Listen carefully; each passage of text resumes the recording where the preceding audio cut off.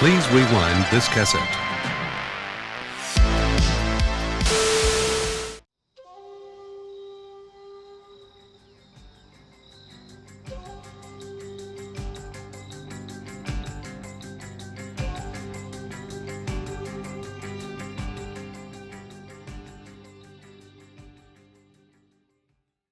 Manhunter was the first film to ever be adapted from one of the Thomas Harris novels. Now, famously, a few years later, Jonathan Demme made Silence of the Lambs, which went on to much more commercial and critical success. And while as the years have gone on, Manhunter has become a cult classic, in particular for fans of the neo-noir genre and Michael Mann, I think that the film is still understudied and deserves deeper analysis. The more I watch it, the more that I see influences that led to some of the best things in Silence of the Lambs. And beyond that, I think that the film sort of has this hypnotic dreamlike quality that makes it more of a horror film to me than the best horror elements of Silence of the Lambs. Even though I think Silence of the Lambs overall is a better movie, it's certainly a more entertaining movie. There's really no question in that for me personally. Although I've had discussions with friends who think Manhunter is way better, but I don't agree with that overall. I also just think the adaptation of the book Silence of the Lambs is far better than that of Red Dragon. I still want to talk about a few things in this movie that stood out to me on a couple recent viewings that I had, and just some nice visual and thematic elements that I think are really well done, and also stand out from the rest of Michael Mann's filmography, because once he goes into the 90s and we get Last of the Mohicans and Heat and Insider, he seems to do a lot less of this. If anything, this just makes me wish that he had made more films like Thief and Manhunter, as I find them really interesting, and I think they're probably the two best films he ever made, even though Heat's the most fun one to rewatch. First off, I want to talk about the character Will Graham, played by William Peterson, who is following up to Live and Die in L.A. He is terrific in both movies in kind of a non-performance, very focused, on the edge sort of way that you would think would have made him a major movie star. But in the 90s, he really didn't have that good of a career. I think the thing I know him most for after this is the movie Fear, which is one of my all-time guilty pleasures. Now, of course, he became very famous on CSI, which, oddly enough, was very influenced by Manhunter. And one of the cool things about Manhunter is that it's one of the first films to really show the forensic work and the actual detective work, not just a cop going to the crime scene, them writing down something in a notebook. They're actually showing the process of how you look at the evidence, how you try to find DNA, how you try to follow up on fingerprints or information. And that's one of the cool things about this movie. It was a novelty at the time. Nowadays, I think that every TV show that's a procedural or a cop show, or they're trying to hunt down serial killers, is pretty much a variation on Manhunter, sometimes with less style than Manhunter. But in general, this is really unique for a film from 1986.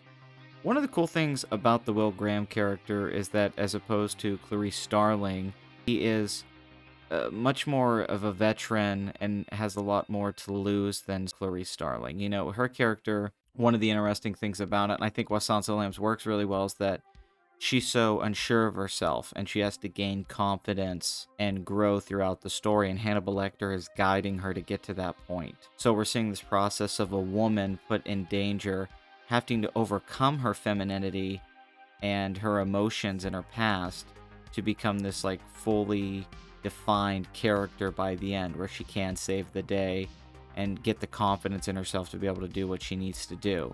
That's a really interesting dynamic, and I think that's what creates that nice psychological element in that film, which is one of the things that makes it so appealing. As opposed to the Will Graham character, who throughout the story I think just becomes more isolated in his obsessions with the Tooth Fairy. So instead of Hannibal Lecter really guiding him, Hannibal Lecter is more of an access point in this, where I think they see each other more as equals as opposed to this protege sort of relationship. And Will Graham definitely does not like Hannibal as much as Clarice does.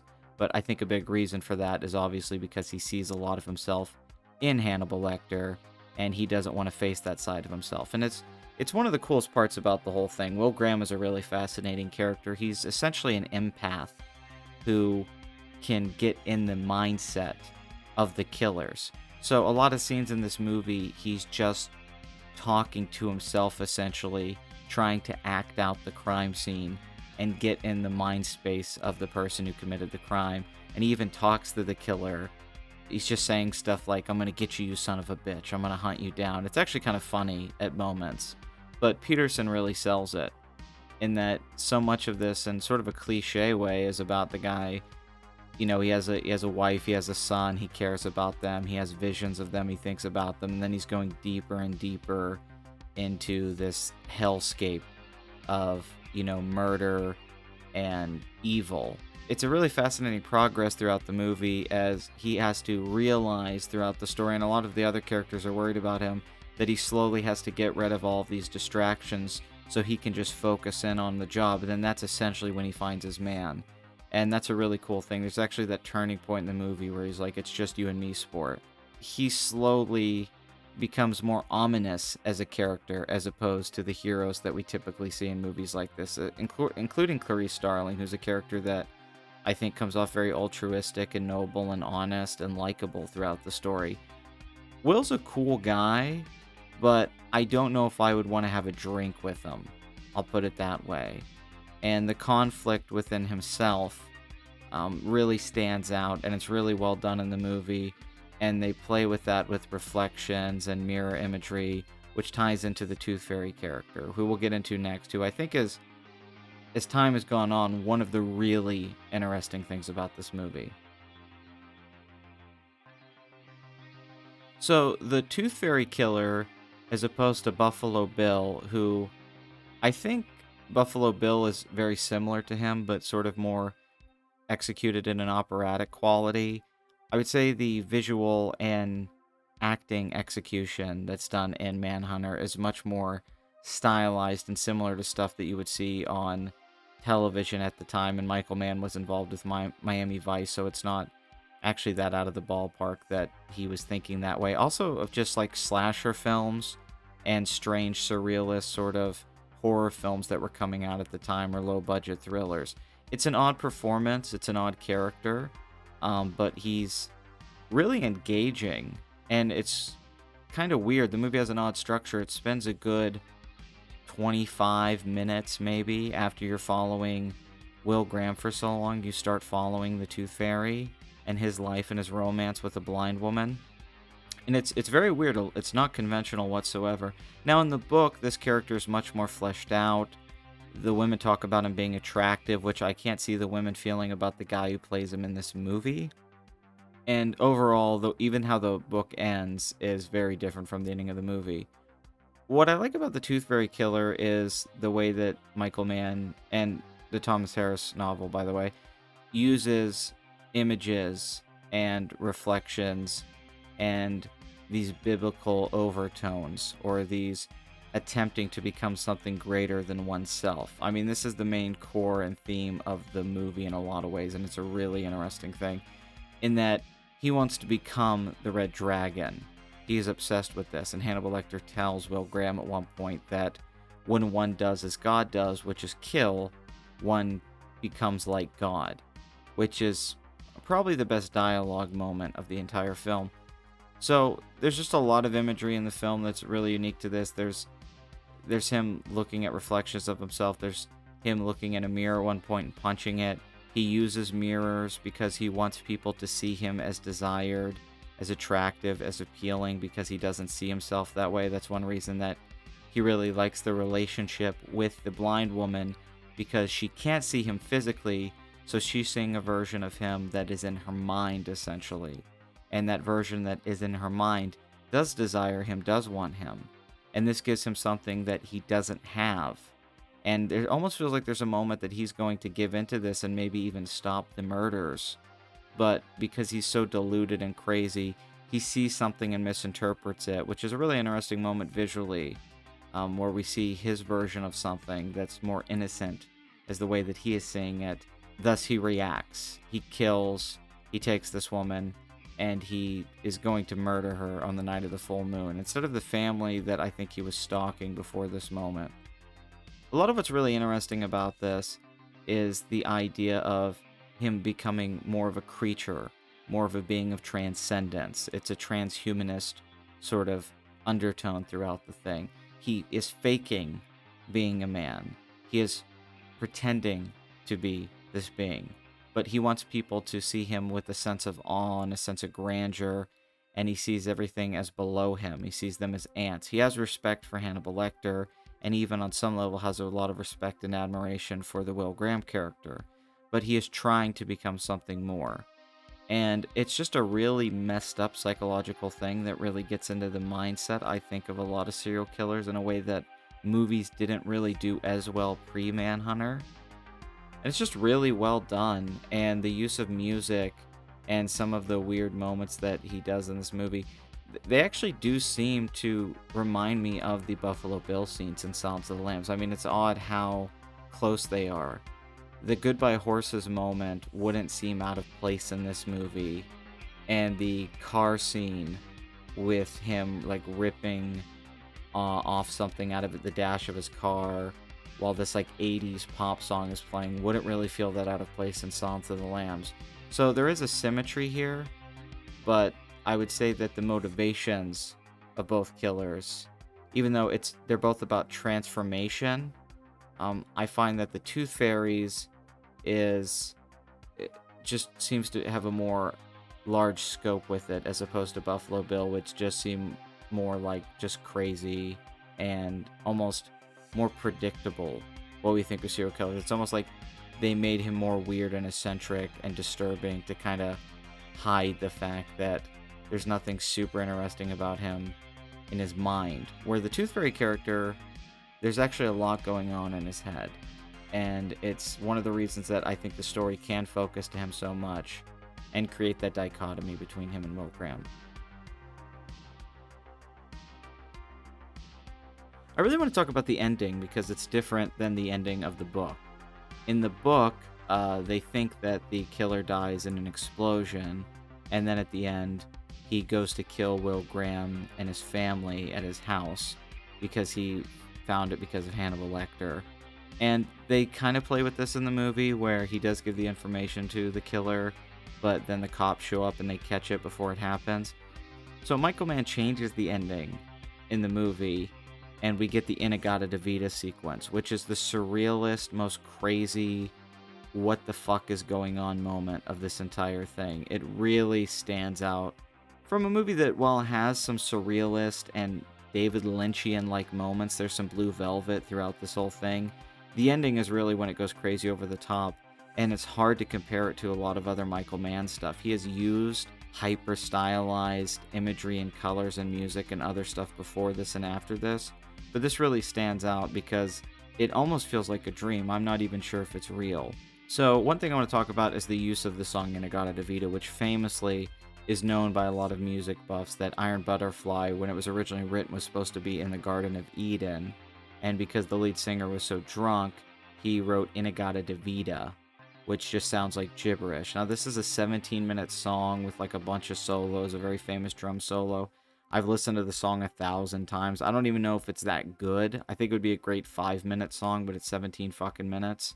But still, really, really cool song to have on for the scene. So it feels purposeful. Now, this is just my interpretation, mind you. This isn't, I didn't read this in an interview, but I think it's pretty obvious. So clearly, it's supposed to be talking about the Garden of Eden when we are at the killer's house and he is about to perform his murder on the woman that he thought could desire him and love him in a way that he hasn't gotten, and he's had to act out these horrible acts to achieve this. And he's even having a self-conflict with doing this. He hesitates to kill her. But the song in the Garden of Eden, as we'll call it in this and not In-A-Gadda-Da-Vida, sets up the aesthetic of where the Will Graham character is going to face this. I don't think it's a coincidence that the location is surrounded by a lot of trees and forest and woods and stuff like that. And when the cop cars show up and Graham and the Jack Crawford character and the other police officers are walking through, they are essentially walking through the Garden of Eden. The biblical imagery and themes just come into head here, which is really great, and it ties in well with the red dragon element. So when you're seeing Will go through this, he's walking through the Garden of Eden, and what I find really cool about this is to see the Garden of Eden as something evil and ominous, as opposed to this paradise that has been lost by man because, they betrayed God. It's weird to see it as like a different interpretation. Perhaps it is a lie by God, or how it's been taught in religious theology, that to escape the Eden, for even Adam to actually gain knowledge and leave it, was a good thing, and God was keeping the knowledge from them. And to return to it is to return to a place of a more animalistic nature, because him living in the Garden of Eden, the Tooth Fairy Killer, if he wants to transcend and become more like God, that means he essentially wants to escape the Garden of Eden that he is stuck in. He wants the knowledge. He wants to bite the forbidden fruit. He wants to be more than a man, or to be controlled by God. He wants to be in touch with God. So it's really cool to make it scary in that way, and to make it so tied in with the character. And with Will Graham, it's having to enter into it to stop this thing from happening. He's really intense in this scene. Peterson's really turning it up. He's looking from a distance and saying, "Stop it, stop it." And we get the crazy running, like dashing, sprinting to jump through a fucking window into the kitchen. And then we get all the crazy like frame rates and jump cut changes, because I think they had to film this whole sequence very quickly and they ran out of money. So they sort of slapped it together. The rest of the movie does not have editing or style like this. There's moments that are similar, but it's really like it goes to another place. It really feels like a different movie in some ways. And it's one of the cool things about Manhunter, is that it has a cool, distinct ending from the rest of the movie, which, you feel like you're just getting a crime story, yet it's oddly unsatisfying while being, a logical conclusion to the story. And I think that's because the Tooth Fairy character doesn't really achieve his goals of transcendence, and even feels defeated on some level. And Will Graham, while wanting to stop this, because I think if he doesn't stop it, he's worried about what's going to happen to him mentally. If I don't stop this guy, I'm going to become this guy, or I'm going to be more like Lecter, which is established as essentially what happened to Will before, is that he couldn't get Lecter out of his head, and he had to spend some time in a mental hospital to fix himself. And I think he knows that this is happening again, so he has to enter into, Eden, essentially, to stop this from happening to himself, so he can be whole again and be with his family. I like the thematic connection between the two characters and them coming into conflict. It's very interesting that they don't really have any dialogue exchanges with each other. It's very interesting that as soon as Will jumps through the window, he basically gets his ass kicked, and then we get the shootout with the cops until the Tooth Fairy walks back in and Will blows him away. The Tooth Fairy gets shot at one point. We see this, and he's still able to move like nothing happened. Now, I'm not saying that's unrealistic, because he's a large man. He's like 6'7". It didn't look like a fatal shot, so I can believe that with adrenaline that he could still be walking around after getting shot. But I think there's purpose to showing him getting shot. Otherwise, I don't think that there would be a close-up on it. I think that he is becoming closer to being the Red Dragon. He is becoming closer to being more than a man. So he's almost like superhuman. So the bullet doesn't affect him as much as it would a normal person, because he's becoming more than a person. Almost as if Will doesn't kill him and doesn't stop him this night, that he will turn into the Red Dragon. Once again, I don't know if this is the meaning of it. This is just my feeling on it. I'm sure that Michael Mann wasn't even thinking about this, but I think it's a cool way to look at the scene. He goes back into the kitchen, Will shoots him, and he's laying on the floor. And while he lays on the floor, he has his arms spread out like wings, and we see the blood coming out of his gunshot wounds. And he looks like the Red Dragon. Now, this is the most obvious visual theme to pick up. It's clear that's what this is. If that's not what Michael Mann means by this, then it's the most obvious subtext I've ever seen that was unintentional. But I think it is intentional. So this is interesting. He is dead, and he is seen now to become the Red Dragon. Now, is it the illusion of him being the Red Dragon that we are seeing, or that Will is seeing him that way? Like I said, this whole ending has a dreamlike quality. Is Will seeing him in his final form as Will not fall into that trap of empathizing with him enough to become that form? Or is it because of his empathy that he's even to see this final form? Or is the movie saying that through death and through the sacrifice that he is able to reach this final form? But the one theory that I like to think is that the whole time the character is trying to be seen with desire and with understanding, Will looking at him and seeing him as the Red Dragon, what character understands and empathizes and perhaps even desires him more than the Graham character, who is in the headspace of these killers? So in some weird way, I think he did achieve his goals despite being killed at the end by the cops. He is now his final form, and it's because Will is the one that has to see it. Really weird. I know it's kind of like weird heady stuff and a little bit like nebulous when I talk about it, so I'm not saying that like it's super easy to explain, but I think if you watch it, you can kind of get what I mean. Another thing that I think is really interesting is that once he's outside and he's embracing the woman that was almost murdered, she asks Will, "Who is he?" Which I also just don't think is some throwaway line of dialogue. She isn't just saying, "Who are you?" and then he says, "I'm Will Graham."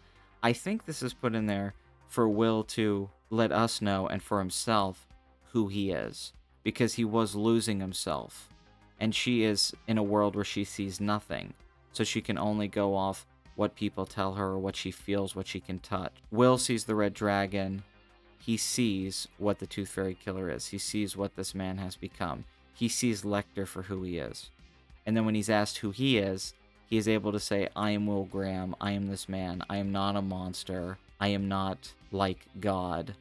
I am a man in all of my limitations and all of the struggles and joy and pain that comes with that." So I really love that as kind of the final end note with this whole sequence, is that Will is rediscovering himself and knowing that he didn't give himself into this, that he doesn't need to go to therapy again. He doesn't need help to find himself again. He did not let this get in his head this time. He was able to overcome it. And I think that's a really, really powerful moment, is because we know that Hannibal stabbed him and attacked him when he was calling the police on Hannibal. And it really messed him up, just that he was able to access that. And here, the fact that I think he wasn't planning on killing this guy, I think, for most of the movie, but then realizes he is the one that has to kill him at the end. He makes that decision when he jumps through that window. That is the moment when, and what's another thing with the reflection, he's seeing the image of Will in the window, and we're going to this mirror imagery again, and Will, I'm assuming, is seeing himself running towards it, his own reflection. And it's almost like he's running into himself, smashing the mirror, and thus, well, not the mirror, but smashing the window and the mirror, if you want, because we see the mirror smashed also earlier by the Tooth Fairy. He's smashing it, thus destroying this person that he was turning into, and at the end he can be Will Graham, and that's why we could see him happy with his family at the end, that he's not damaged and messed up from this and can actually overcome it. So just really deep, nice stuff, nice storytelling that gives this film a lot of artistic merit while it's still just a really stylized, fun, enjoyable thriller. What I'd like to wrap up with here is the film's use of color. We see a lot of blue, we see a lot of red. Blue is warm, romantic, sweet. We usually see these in scenes with Will and his wife. The Florida location where they live is very warm, and every time we see the killer, it's much more dark. Although there is a comparison, the characters do have a symbiotic relationship. So Will Graham is with his family. We see the beautiful sunset. We see them out there on the beach. And then the one moment where it feels like the killer is transitioning over to maybe not being who he is, maybe finally finding what he has in this world and not trying to leave the world or be greater than the world, it is when he goes outside and hugs the woman that he's seeing. And we get bright sun. And it's, very alive and very warm and very comforting, showing that he's becoming more like the Graham character at this point, while at this time in the story, Graham is becoming more like him, and almost that there's this role reversal that they're dealing with. So when they actually meet each other at the end, I think they're much closer. Essentially, the movie's saying that in order to catch a serial killer, you have to become one, or at least you have to think like one to do so. But in that process, does the killer become more human, more compassionate, more kind as they get closer to the inevitable end of being caught by the person who is now seeing them for what they really are? And it's just a beautiful thing, you know. I just love that about this movie so much, and I love that he doesn't just use color to create mood or just to have a cool looking movie, which has been overdone in the last few years. I mean, ever since Nicholas Winding Refn started doing stuff like this, you just see this in like every indie movie or horror film that comes out. It has this Manhunter look to it, and it's just lost a lot of its appeal. But in this movie, it feels very purposeful, and I think that it ties together at the end when we see Will and his family standing out once again at the beach, and it sort of goes back to what we were seeing earlier with the Tooth Fairy and how he doesn't get his happy ending, and essentially he has to die so Will can have his. Both men cannot exist at the same time. There has to be a positive and negative. If they both exist, it's just going to end bad for both of them, or at least one of them. And luckily, Will is the one that comes out ahead at the end of the movie.